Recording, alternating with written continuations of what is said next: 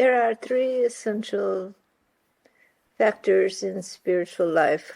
The first essential component is a sincere desire to know the great, a sincere desire to move beyond ordinary thinking and the parameters of the sense of self as a body-mind structure, to want to find that esoteric essence, that something essential inside of yourself, that is something more, something great. That is the first and foremost component, is a longing for freedom, for love divine, for spiritual essence, to find that deeper part of yourself. That longing is what leads you, what guides you, whatever practices you do, whatever beliefs you may have, whatever are your cultural orientation. It is your essential longing. And that essential longing is human dharma.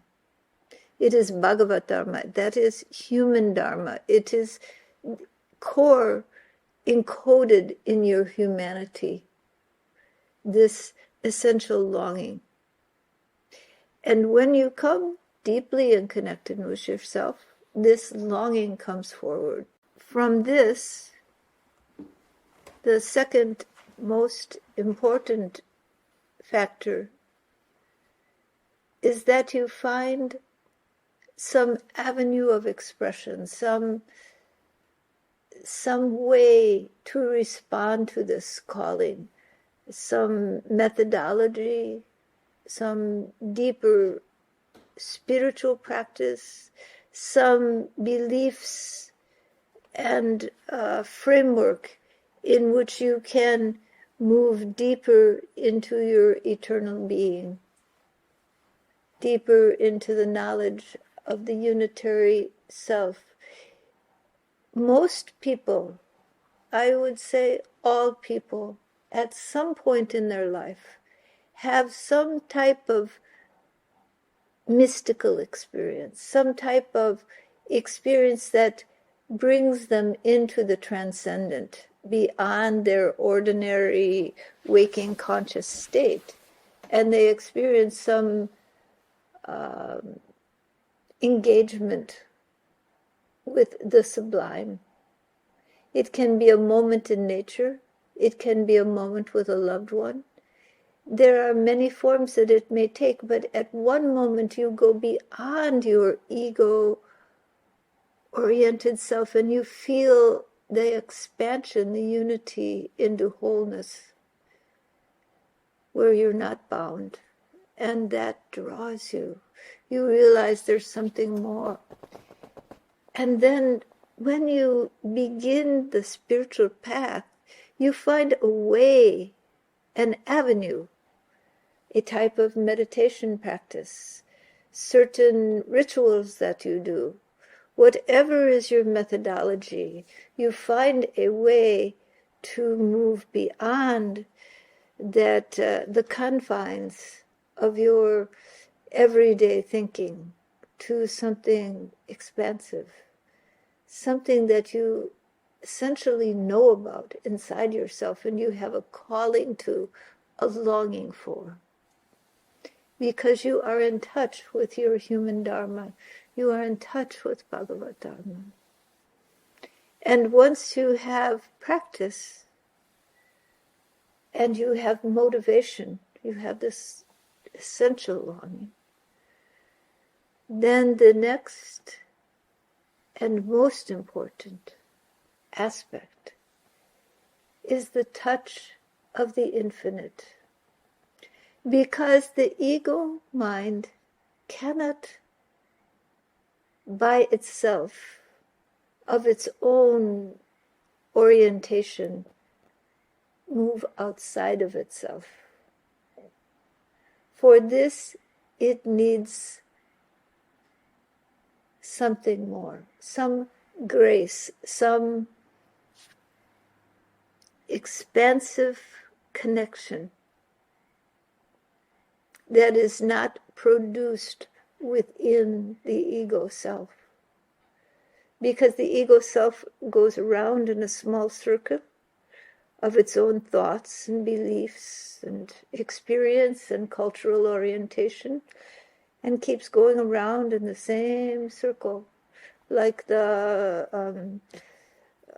rat in the cage on the wheel. So something has to get you off the wheel. And that we call grace. It is a connection, a communion with something greater than yourself.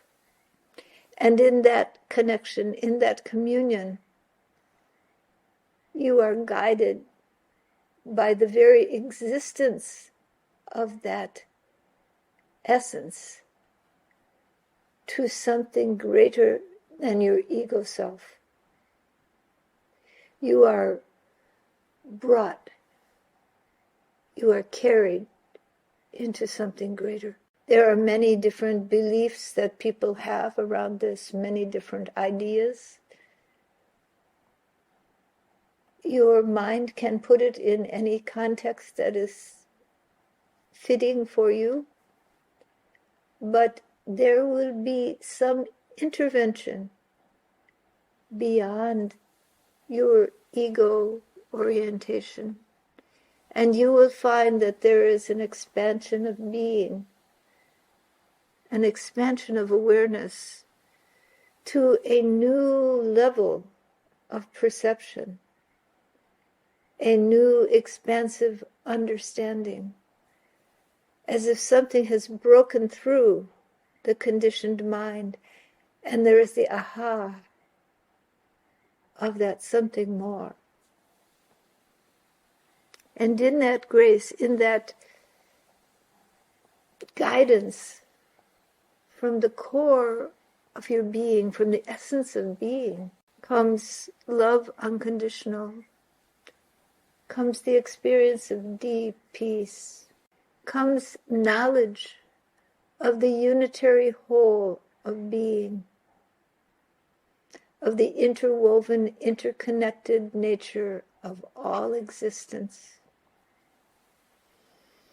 And as mind grows in magnitude, the ability to perceive and to experience the subtleties of the interwoven, interconnected nature of existence grow within you. Mind expands. Being expands. The possibilities grow within you. The perceptual field grows wider